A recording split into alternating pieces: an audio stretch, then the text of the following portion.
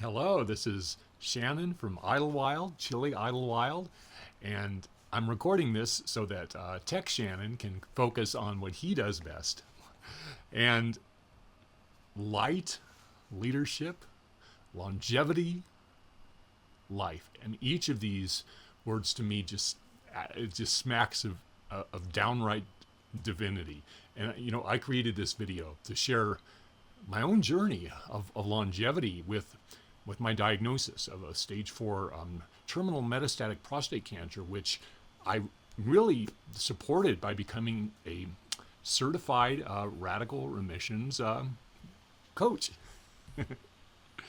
So, Radical Remissions, it's a research project by Kelly Turner and Dr. Kelly Turner, which became a series of books, and eventually it was a whole community. Dr. Turner really she became curious why some people survived fatal illnesses when they were told that they had really less than 25% chance of survival. She just got really curious. And what really happened in her research is she discovered that each one of them did 10 things. And these are known as the 10 factors of radical remission. And I'm really excited to share this with you because they're also foundational in keeping you healthy in the first place, longevity. Now, the first factor is having a strong reason for living. Now, this is different than avoiding or like fighting off death if you're sick. So understanding your reasons for living, they're also really a strong motivation to make kind of lifestyle changes with the other factors that may be a little more difficult. So really to tap into this, ask yourself, if you had 1 year left to live, how would you spend your time? This is a little side exercise you might do because it really kind of speaks as to what is important to you. The next factor is being an empowered healthcare patient. So following doctors' orders blindly and passively, which is kind of the default for most people, it's not necessarily conducive to longevity. What is really conducive is actively doing your own research, that harnessing personal intuition, proactively choosing a team of specialists while really just being like the CEO of your own health. You can tell yourself this: nobody really knows my body and what it's like to live in it day in, day out better than I do. So next is radically changing your diet. Now, there are a lot of individual nuances now when it comes to diet, which is why so many people, work with specialists to find them, help them figure out what to eat. But there are some general dietary guidelines that Dr. Turner's research uncovered, such as this: increasing vegetable and fruit intake with a goal of it being 50% of each meal. Also, reducing or eliminating red meat, gluten, refined sugars, and dairy products. And finally, eating organic and drinking spring water.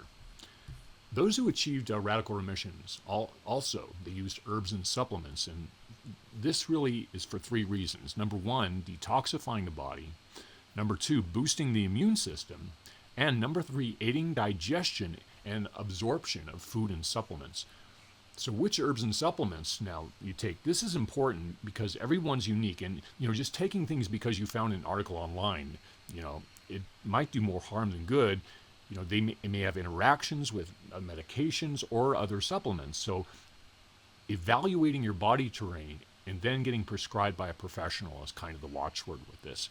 So the next factor is exercise and movement. Now, one thing I love about our last class is that Stephen offered us a 4-minute workout, which is just a beautiful reminder that we can start small and really work up from there.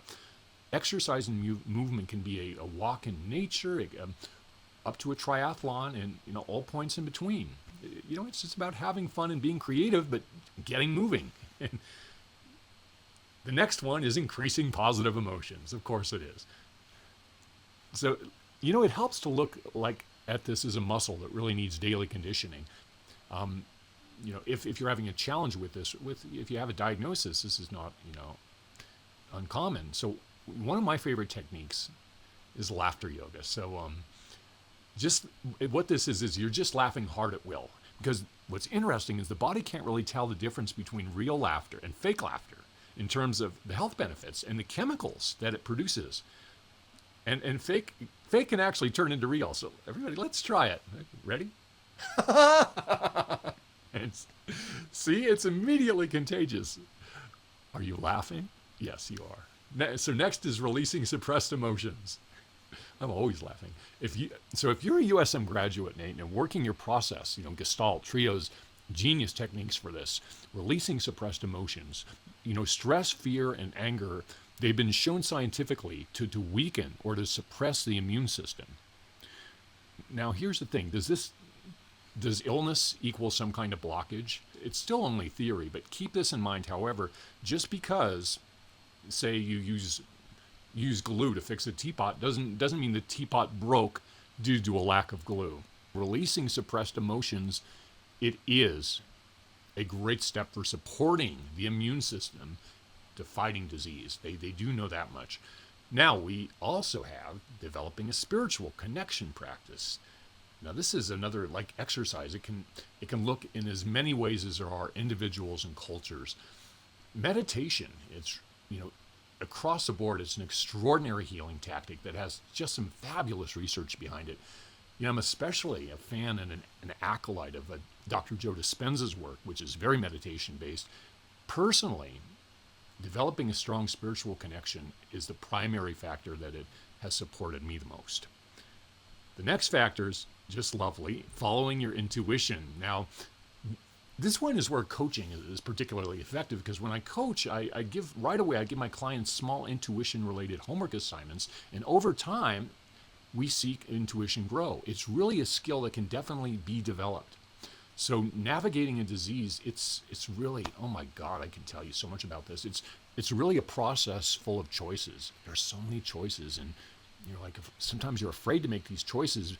But just realize the base of the brain are also are over 100 million gut neurons. They really are parts of our body designed to sense and warn us of danger. I wonder if you can guess the final factor. Increasing social support.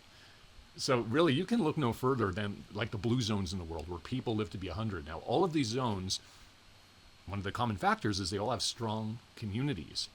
Now, coaching itself it's increasing your social support as our pets, our colleagues, friends, health and mental health practitioners, religious communities, hobby buddies, and of course family and partners.